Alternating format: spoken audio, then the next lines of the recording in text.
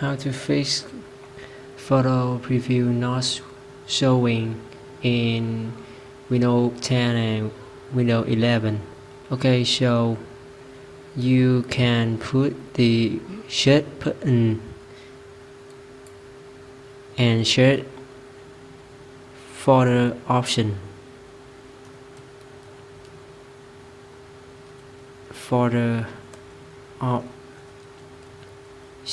and click that.